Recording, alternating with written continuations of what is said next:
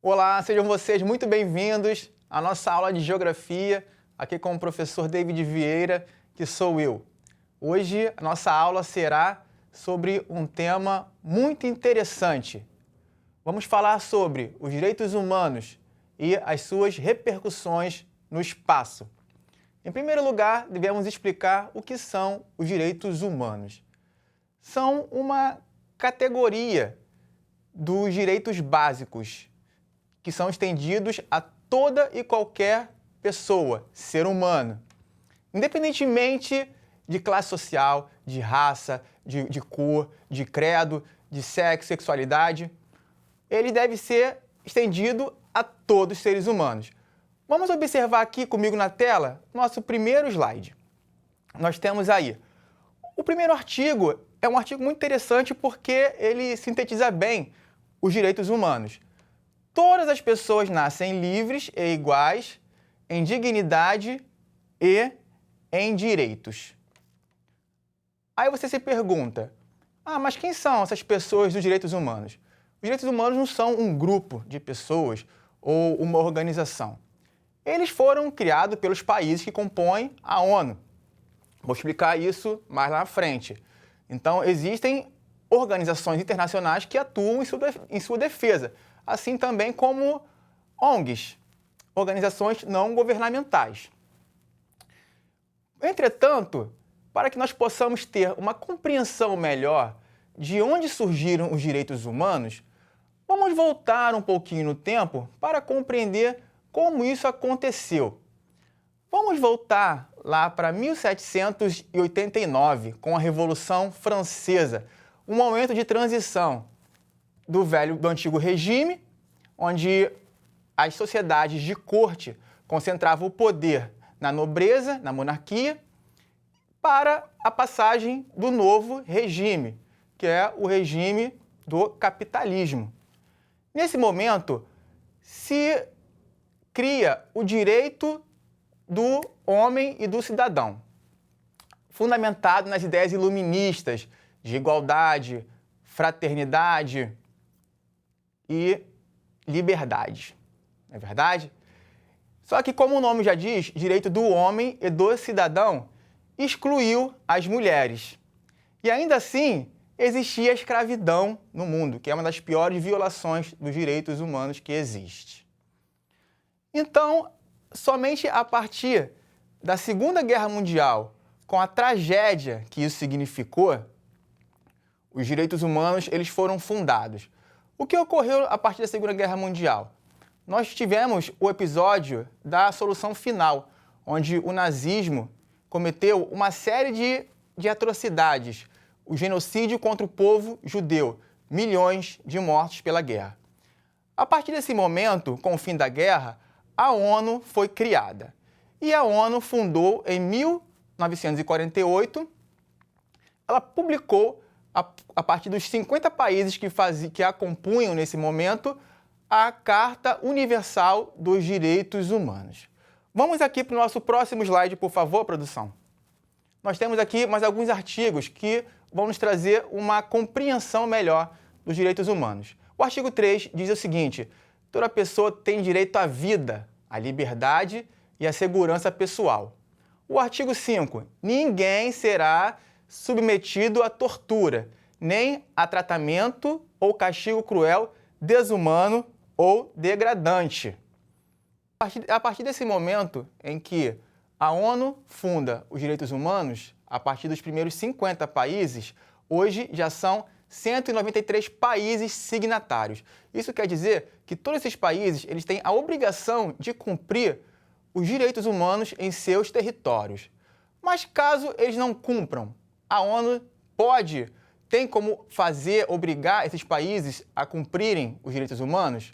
Não, a ONU não tem como interferir. O que ela pode fazer é dar recomendações ou, no máximo, propor punições comerciais para esses países que não cumprem os direitos humanos.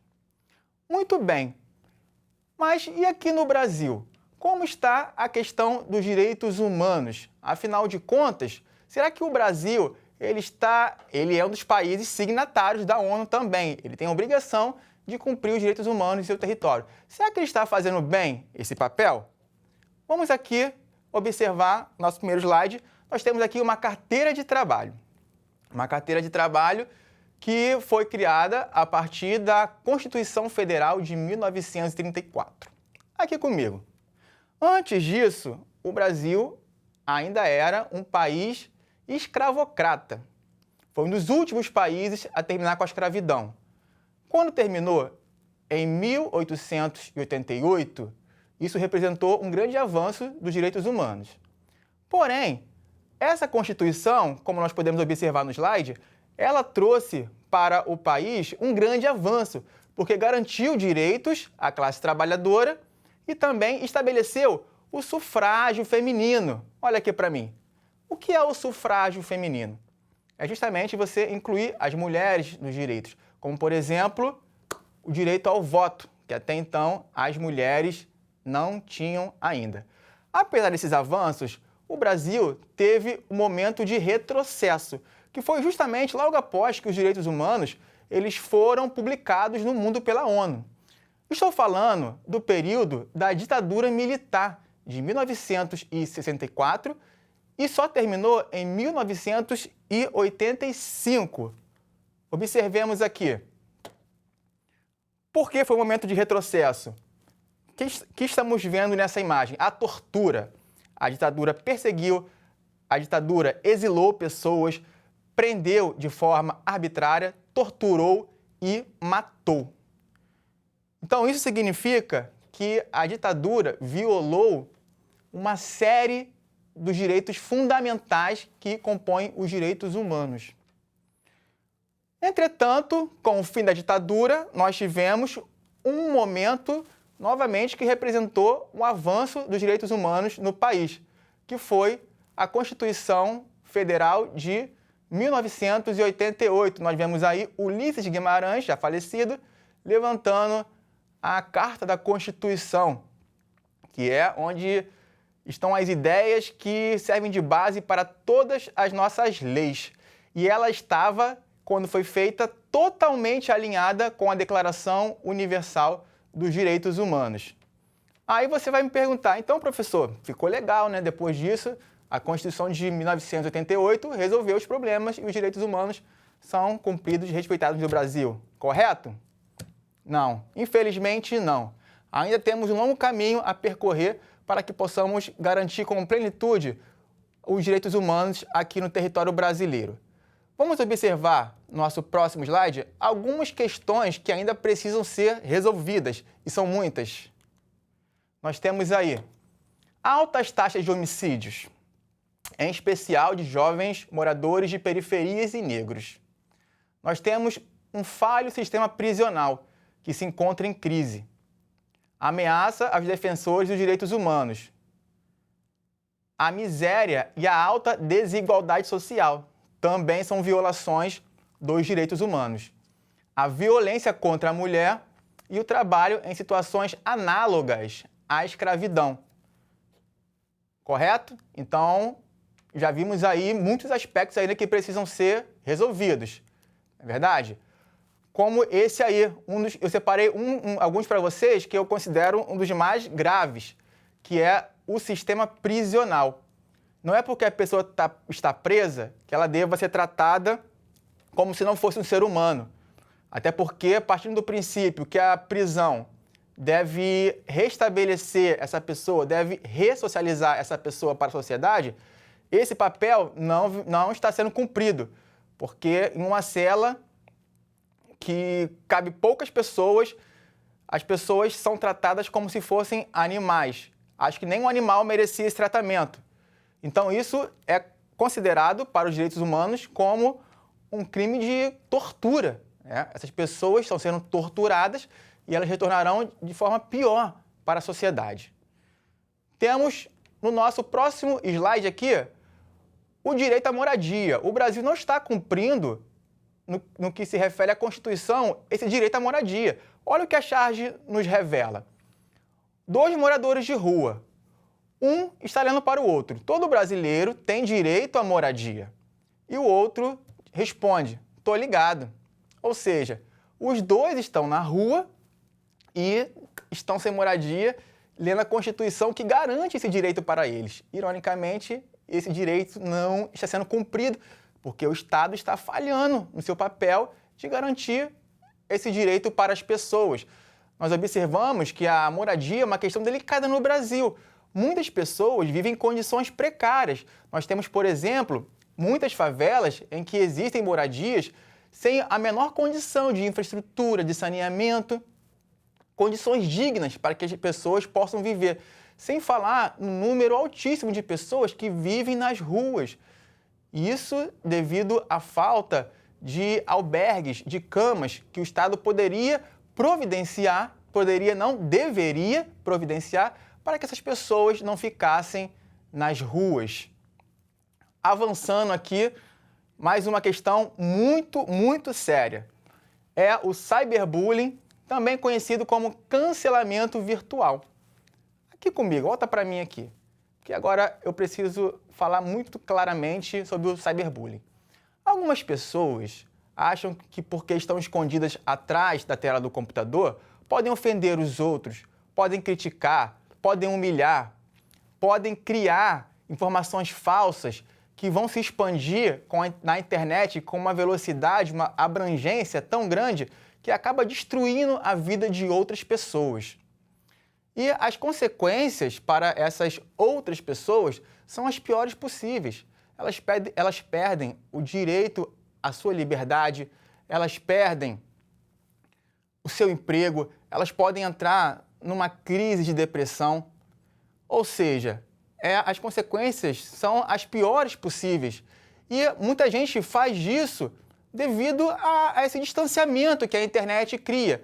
E não considera isso como se fosse um crime, mas essas pessoas podem ser punidas. Além disso, não só pelo meio da punição, deve-se haver uma responsabilidade no que se fala e no que se faz na internet. É um fenômeno novo, porém, é também uma violação contra os direitos humanos. Avançando, nós temos aqui 2 artigos interessantes. Nós temos o primeiro: todos os seres humanos nascem livres e iguais em dignidade e em direitos, dotados de razão e de consciência. Devem agir uns para com os outros em espírito de fraternidade. É disso que eu estou falando. Não devemos perder a fraternidade. Saber que a outra pessoa que está ali do outro lado da tela também é um ser humano. E o artigo 19 diz: todo indivíduo tem direito à liberdade de opinião e de expressão, desde que isso não vá em desacordo com o espírito de fraternidade. Você não pode sair falando o que você acha que deve falar, ofendendo as pessoas, só porque você possui um direito de livre expressão, correto? Avançando, o direito à água e água tratada e saneamento. Nós temos aí o mapa das regiões do Brasil, mostrando quantas pessoas ainda estão sem esse direito cumprido. Na região sudeste, nós temos 13% das pessoas sem água tratada e saneamento. Nordeste, 58%. Nossa, é muita gente. Na região sul, 35,9%, 49,3% na centro-oeste. E na região norte, um número absurdo, de 82,3% das pessoas sem esse direito garantido. Aqui comigo. Pessoal, estamos chegando ao fim da nossa aula. Vamos agora àquele nosso tradicional desafio que você já conhece. Aqui na tela com vocês. Qual é a finalidade dos direitos humanos? A. Garantir o acesso aos meios de transportes a todos os cidadãos. B. Combater a corrupção. C. Garantir os direitos básicos assegurados a todo e qualquer ser humano. Então, 5 segundinhos.